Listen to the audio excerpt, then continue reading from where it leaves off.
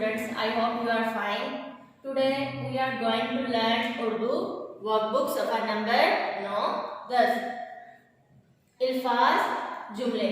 अल्फाज आपको दिए गए हैं, ठीक है। आपने उनके जुमले बनाने हैं, मीन्स सेंटेंसेस बनाने हैं। जैसे हम इंग्लिश में हमें वर्ड्स दिए जाते हैं, उसके सेंटेंस बनाते हैं। उर्दू में अल्फाज हमारे पास है, उसके हम जुमले बनाएंगे। पाक, ये सरजमीन पाक है।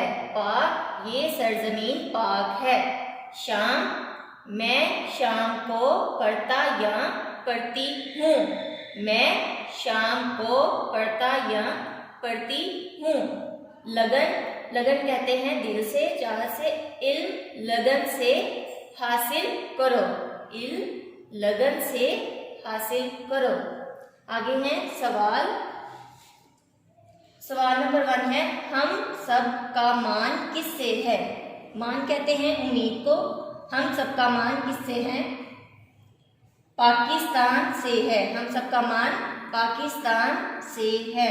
सवाल नंबर 2 है, नज़म के शायर का नाम लिखें। शायर उसे कहते हैं जो नज़म को लिखता है। शायर, हमारे जो नज़म के शायर का नाम है सूफी तबस्सुम। सूफी तबस्सुम। Thank you. अल्लाह हाफ़िज़।